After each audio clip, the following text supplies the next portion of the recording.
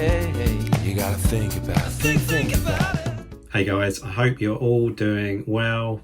Bit of a pickups video, and so I call it a bonus pickups video, in fact, because I've got some few things I picked up over the last month or so, which I will show. But this one I think deserves a dedicated video, mainly because I haven't been to this place for quite some time. I'm sure you would have read the thumbnail before clicking on it, but yeah, Miso Games, Miso Retro.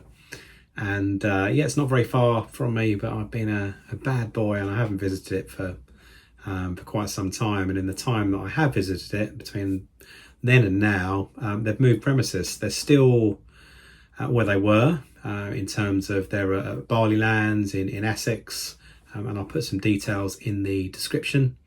But they've moved to a more kind of prominent part of the village. It's like a bit of a shopping village, all sorts there, a lot of arts and crafts and creative stuff and foods, and a couple of retro places, of which Miso is obviously one. So originally their first position was up on the first floor, so unless you really wanted to, you made a conscious decision to go there and knew where you're going, fine, but you weren't going to get someone just casually strolling past and thinking, I'll head in. But where they are now is literally you come out this huge car park, and it's all like free parking. It's a really cool place, and you go past, and it's one of the first buildings that you come across is Miso on the ground floor, and you literally just stroll in. So as a result of that, and from chatting with the fantastic Luke, the owner who runs the place,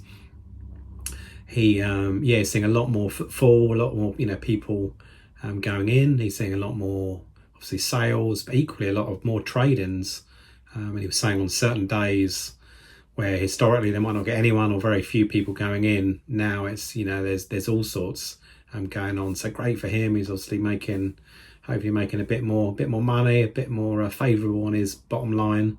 But equally, for people going in, we should expect to see, and already I've seen from going in there, a quicker turnover. So when you go, stuff on the shelves is fresh, new things coming in, and old things going out. So it should be a win-win. I'll do a video now, and then I'll come back to talk a little bit more about it.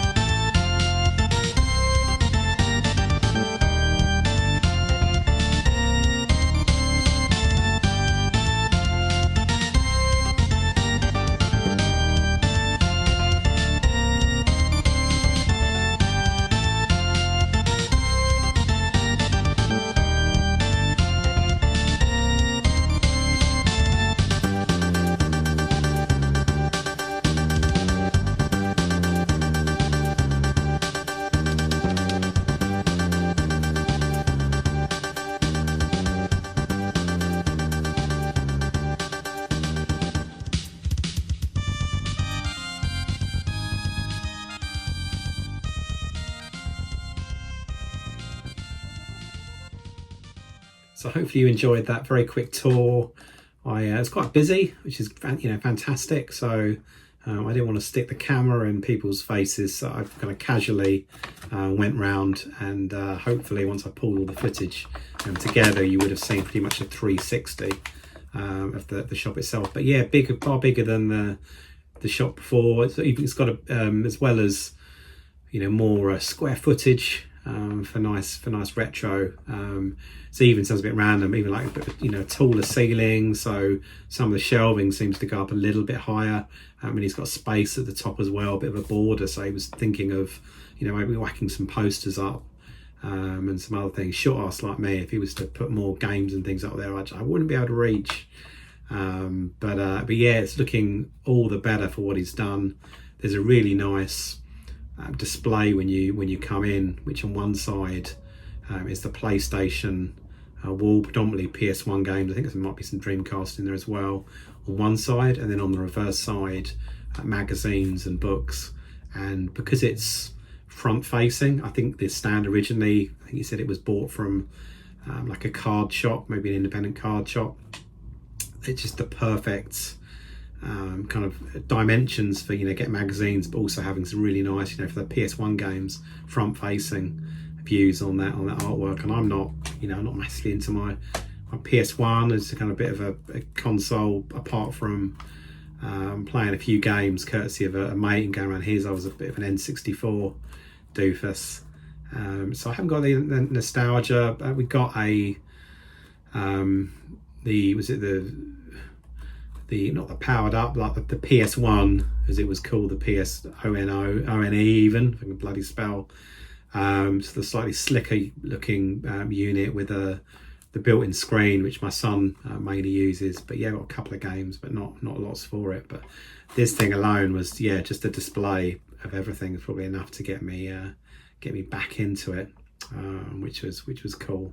And I should mention as well, I met up with Rogie, Retro Gaming. I knew he was going to Miso. I knew he was going to Nerd Base, which I'll show some bits on another video for that. So I had a quick kind of last minute meet up with him, and he said, I'm going to go to Miso, and I thought, sod it, I'll tag along.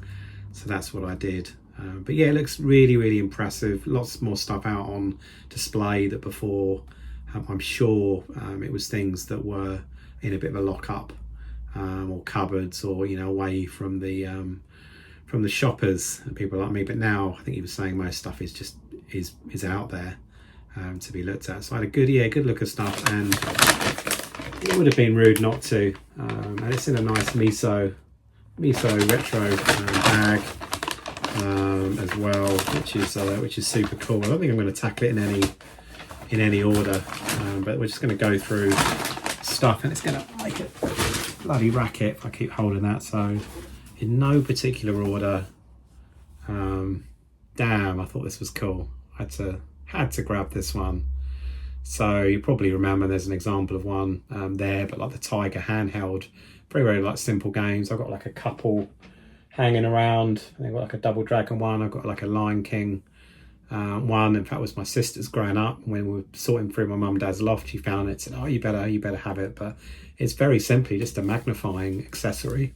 I don't even think, it's got a light as well online. It's got a light on there as well. So a bit of like comedy, a bit like the Game Boy, I guess, magnifying light boy stuff, but dedicated to the Tiger. And I've never seen one. 12 quid. A bit of a something will go on the wall. I'm not going to open it up. And I'm, to be honest, those devices, the magnifier, unless it's better than my 2020, it's probably not going to make the screen a million times better, albeit with the light it might be quite handy. But it's more of a novelty kind of item, and because I've never seen one, I thought it should be a funky little trinket to get. So I grabbed that, and then next up, just off the top, we've got a Game Boy Advance game, 20 quid. Dinotopia, it's in really nice condition, obviously, like complete in box. Not meant to be too bad a game, to be honest, but an action platformer, based on they really passed me by. I don't know if I'm too old or too young for them, but I think there was a set of books, Dinotopia, of which obviously the game is based on. But from looking at the back, and I look at some like YouTube playthroughs as well, it's like, yeah, there's a bit of you on your Todd, but for the rest of it, you're on, you know, riding the dinosaurs, pterodactyls, and all sorts as you make your way through the adventure, and I think take out those pesky timestone pirates. So yeah, Dinotopia, the timestone pirates. I'm looking forward to that one. Yeah, cheap and cheerful. It's fair to say, £2 DS game. Jelly beans. What is it? Ballistic beans. It's like a puzzle game. It looks, the artwork looks, obviously it's not, it's a puzzle game. It's not like a run and gun, but it's almost a little bit akin to, oh crumbs, Cuphead. That's what I'm thinking of. That kind of artwork. But yeah, a couple of quid. If it whiles away the hours, a bit of time, then yeah, that sounds like it could be a bit of fun. A Game Boy Color game, Tomb Raider, Curse of the Sword. So I think there's 2 Tomb Raider games for the Game Boy and Game Boy Color. I'm sure I've got the other one. I did look it up for grabbing this one, but I think they're quite similar. I think this one came out after, but it is a puzzle action platformer. You know, the inventory, and you've got, you know, a few enemies, and you know, get from A to B. Yeah, a few little cheeky enemies as well, cheeky bosses I should say, chucked in. So I can't remember how much it was. I think it was about a tenner. I've taken the price off. I think it was about 10 quid, maybe slightly more, maybe slightly less. Yeah, did it come out over here? It probably did. It's a US car, obviously. They're but they're not region locked or anything on the Game Boy and the Game Boy Color. But yeah, I'm checking that one out sooner rather than later. A Japanese car, as cheap as chips, this one. And I did look it up. It's Tonkin House Soccer, but I think over here it was Bandai that released it. Very, very straightforward, top-down soccer game. No frills, but just a bit of fun. No frills and no thrills. But yeah, nice, a couple of quid. Me being a Game Boy sucker, it had to come home with me. And then yeah, this one, 2 quid as well, which I thought was a cracking price for Broken Sword on the DS. So I think this was also out on the, obviously, PC, quite a few different systems, but from a Nintendo perspective, I'm sure it was out on the Game Boy Advance. But then this one, the director's cut, I think they've revamped it. I don't know how much they've added in, but it's been given a bit of a graphical overhaul, and also because obviously it's a point and click game, playing on the DS is a lot more au naturel than doing it on the Game Boy Advance. I don't know what fucking terminology is coming out of my mouth today, but it's a load of gobbledygook. Yeah, all complete. Bit of a curvature of the spine of the manual on there, but if I can be asked, I'll get it under an iron, but more likely than not it's probably going to stay like that. But yeah, I'm genuinely looking forward to giving that a go. And then got a few more. We've got some literature, so like I said on the actually here's the flyer. So if you want to freeze frame that now, if you're in the UK or traveling through the UK, and obviously he's on all the socials, more socials than me. I think I'm doing the X one. But yeah, check that out. I should say he's got a cracking shop, really good shop. He's implemented in the last 6-7 months, could be longer, might be sooner.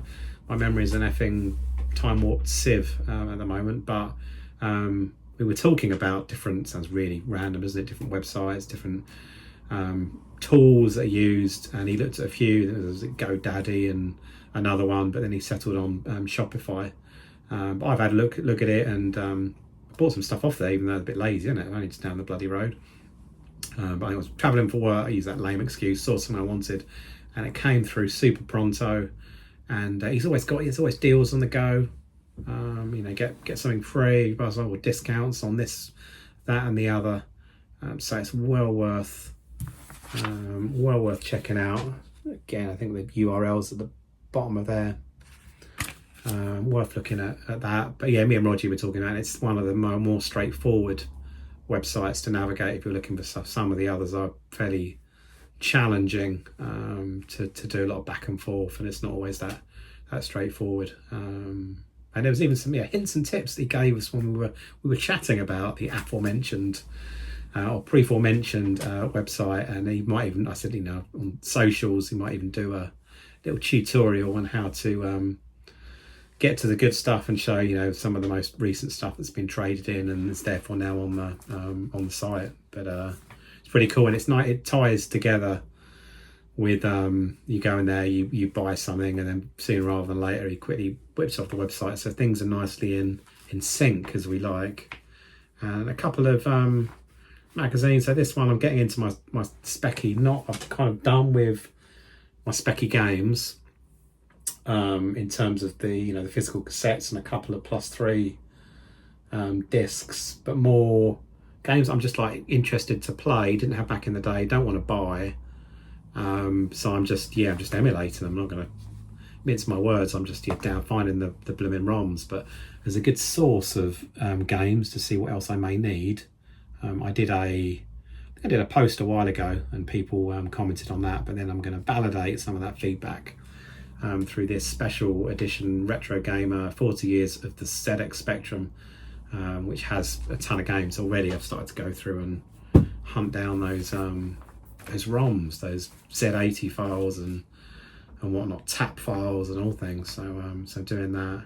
And this was again a bit of a curiosity. 1985, an annual for Sinclair User magazine, which is just just absolutely like mega. Got an advert on the back, maybe one for Sega Zombie. I confess I'd never even heard of this game, from the authors of Ant Attack and Zombie. But yeah, within here, there's a few the good stuff. There's a few adverts spoken about what's happened in the year. It talks about it was a bit of a flopperoo, wasn't it? Was it the X?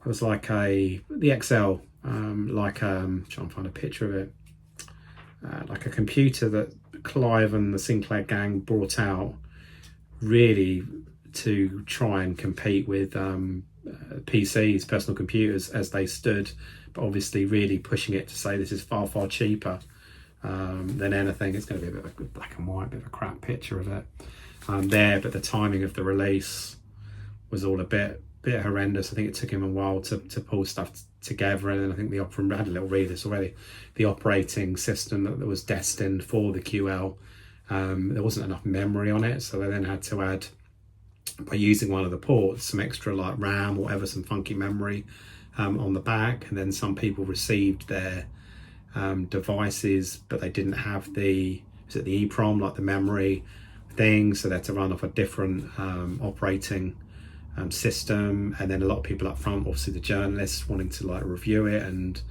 it was just a bit of a bloody fiasco. I think that's just the icing on the cake. I think a lot of other issues. So that bit anyway probably isn't the highlight of Clive Sinclair's like CV and journey, but there's lots of other bits in here, and even just for the adverts alone, it's kind of intrigued me a little bit. And at the back saying that, I mean, who could be asked? I couldn't. That's why I don't do programming, but there's like a double page spread just for one, the game called Japanese Garden. The beauty of the Japanese garden is threatened by a mechanical bird, a symbol of evil.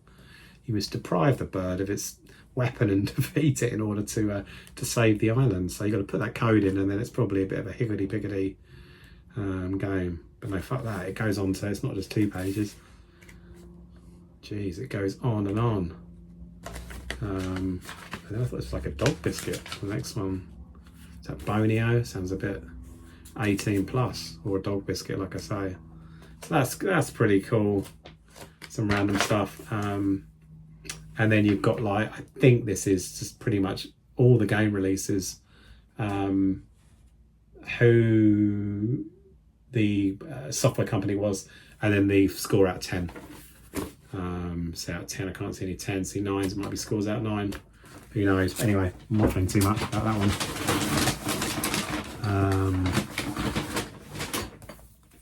Yeah, crazy. So in the magazine rack, there was a few books. I grabbed these two because I'm a bit of a nut job. This one, Super Monaco GP, absolutely loved this game. Still love this game growing up, and the sequel as well, which I think in fact Roger kindly gifted me last year or the year before. But the first one was the one I played as a kid, and it's kind of pitched as, it's from Sega Power, I should point out first of all. Sega Monaco GP with all the secret tips and code levels, but then at the bottom a novel based on the best-selling Sega game. So it goes through every track in the game with the image of the map, and for the future one, not the race one, obviously it's the starting one, but for all the subsequent tracks you've got the codes that you put in. But it doesn't just do that, it adds, some smart Alec dude has actually written a just done it under Sega Power. I don't think you can see the name of the person that's done it. Oh no, it's a Neil West. So Neil West has put a novel together against each of the racetracks, and I think embedded within there actually gives some of the hints and tips. But it's pretty far-fetched within this race driver. It goes on. It's talking about a party in full swing, and Natasha, my wife, came along to the party. She'd never approved of me taking up motor racing after she'd managed to stop me risking my life on 2 wheels. I guess he was a bit of a MotoGP fan.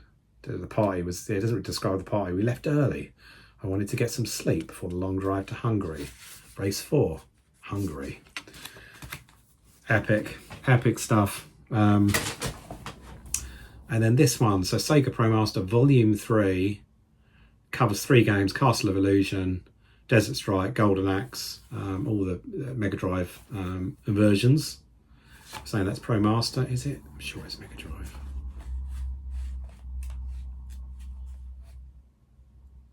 Oh no, it Castle of Illusion's Game Gear, Desert Strike's Mega Drive, and then Golden Axe is Master System and the Mega Drive. But the interesting piece around this was when I looked at the back and saw that fella's name. So he looks a bit older than the photo, a bit older now than he is, as he back in today. But Ian Livingston, who was the Fighting Fantasy guy, and obviously then went on to do that Games Workshop. So I don't know how much this is kind of, says it's penned by him or certainly under his name, but how much of it did he actually put? I might be wrong. Might have done all of it based on some of the intricate detail of those Fighting Fantasy books. Console games play a huge part in many people's lives. I'm particularly pleased to be involved in this exciting series. I don't know what's in the other volumes. It's volume 3. Many games have never seen them fall by their players. With these books, players will not only be able to finish games, but learn about the background creation and their hidden secrets and get the high scores. So it's pretty good. So let's talk a bit about, as I've just put there, yeah, like the background to it, but like the strategy, how to get on that leaderboard, and yeah, whoever's owned it's even like they've added, what's that got, as far right as possible. So clearly Ian's instructions aren't clear enough, so they've had to just on that one page append it with some clearer directions. But I thought that was pretty cool. And we're nearly there. It's a funny story. It's not much much comedy in it, but fairly amusing. So Luke, who owns the shop, I should say, was at an auction for various bits and bobs and came across, don't quote me, it was either 7,000 or 8,000 badges, all identical, and no one else was going for them. I think, was it about a tenner or something? Some ridiculous, maybe a couple of thousand, and then maybe the auction was like 7 or 8 quid. But they're all these slush puppy ones. So to help his return on investment, because I think a few people have bought them. I don't know how many people. I bought a couple, and then we will finish up. I think that's, yeah, just these 3 to these three. I believe that's looking around just in case. Oh, I'd covered Tomb Raider and the soccer one before. Right, so this one, not a lot to say really about these. Dead Heat, Scramble, USA one. I don't think it got a power release. I did a bit of digging on it. I'm pretty sure it got a. It's out in Japan as well. Doesn't look like the best of. Again, from just looking up some of the gameplay, you're almost in a bit of a like a half pipe racing track, like a tube thing, going along, just trying to dodge obstacles and yeah, kind of time challenged. These were it's fairly cheap. I say these were cheap. That one was cheap. This one was middle of the road price. I've already got it, but just the French in my DNA was another story. I wanted to get Empire Strikes Back, which was sitting there looking all lonely. So a bit of that, and then this one, I've had my eyes on it. I don't know if I've seen it at Miso's, but I've seen it in other places boxed. It's like silly money, and I love my Game Boy, but I would not pay what it goes for like box. But it's for a loose cart, and getting a bit of a bundle reduction, I should say. It always, yeah, if you go in there, it always does you a good deal. I had to pick up this Double Dragon, or Battletoads Double Dragon, I should say, which is actually a pretty decent game. Obviously released around the same time as the NES one. It's a UK V release, and yeah, probably say not. If I'd gone like boxed, if I'd been charged top whack, then I would have, probably would have sold this camera that I'm videoing this on to fund it. But a good price, I think, when you wrap it all together with everything else. So yeah, happy days. That is it. And yeah, go and, if you're kind of local, you're traveling through, you can get to it, please go and check out the shop. Hopefully there's enough from the video and from my rambling BS to entice you. Yeah, if it's difficult to get to, then obviously check out the website. So yeah, awesome stuff. Thank you so much for watching. I will be back with a couple of other pickups videos. I went to the Retro Hunter as well recently, so it's been a bit of a spend fest. He had something that I saw on his socials, but I thought I'd been wise and I'd kind of stayed away and hadn't messaged Ali, and then another tuber, damn you Rogie, mentioned it was still there, so I had to go and get that. So yeah, separate pickups on that. I haven't got like a load in the month through like eBay and bits. Probably a couple of bits. I'll probably do a shortish video on that, or wrap it together with the Retro Hunter. But we'll see. That's another video for another day. Cheers again. Cheers for everyone that's been subscribed. For a while, for a short while, a few like new subscribers, which is awesome. So loads of great bants going on in the comments, and we've also got the people that have been around pretty much since day one, the old guard, I should call them, that still always view and comment and support and all that stuff. So yeah, I love each and every one of you. Keep it retro. That's the one-off slogan, which I won't be using for any other future video, because I normally say cheers.